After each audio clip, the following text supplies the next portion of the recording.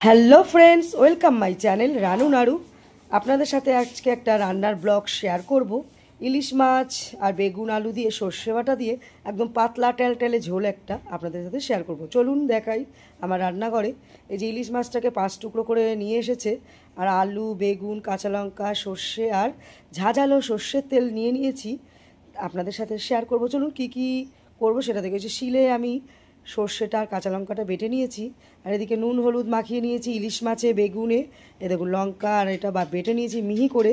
চলুন কড়াইতে এবার তেল দিয়ে দিয়েছি।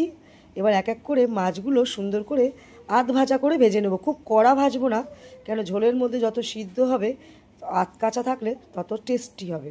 এবার বেগুনটাও ভেজে নেব। মাছ আর বেগুনগুলো সব আগে প্রথমে ভেজে তুলে নেব, দিয়ে তেলের মধ্যে অল্প করে 5 ফোড়ন দিয়ে নেব। এ দেখুন তুলে নিয়েছি। এবার 5 ফোড়ন দিয়ে দিলাম কড়ার মধ্যে, দিয়ে আলুগুলো নুন হলুদ দিয়ে লাল লাল করে ভেজে নেব। এই যে আলুগুলো দিয়ে দিলাম, একে একে সব ভাজা করে তুলে রাখা জিনিসগুলো। এবার আলুর পালা। আলুটা সুন্দর করে ভেজে নিয়ে লঙ্কা দিয়ে, এই যে আলু ভাজা হয়েছে, এবার কাঁচা লঙ্কাটা দিয়ে একটু কষে নেব। কাঁচা লঙ্কার যে একটা গ্যাস থাকে, যে একটা কাঁচা কাঁচা গ্যাস, ওটাকে মেরে নিয়ে তারপর সর্ষে বাটাটা ওপর থেকে আমি এই যে দিয়ে দিচ্ছি। প্রথমে একটু জল দিচ্ছি, কেননা সর্ষে তো তিতো লাগবে। এবার সর্ষেটাও ঢেলে দিলাম।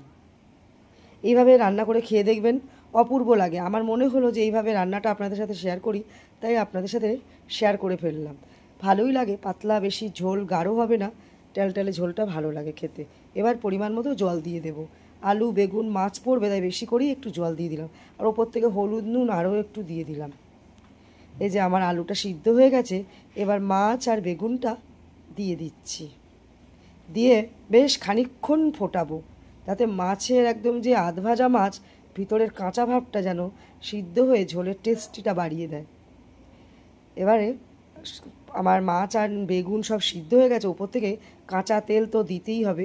এর আসল রহস্য হলো এই ওপর থেকে কাঁচা তেলটাই এর টেস্ট বাড়ায়। দেখুন কত সুন্দর কালার এসছে, দেখুন একদম আর কিছুই লাগবে না। একদম এক থালা ভাত গরম গরম খেয়ে ফেলবে আমার বাড়ির লোক। আপনারাও এইভাবে রান্না করে দেখুন। কথা দিলাম, রানুর রান্নাঘরের এই রান্নাটা আপনাদের অপূর্ব স্বাদ এনে দেবে। খেতে বসে রানুর কথা মনে করবেন অবশ্যই।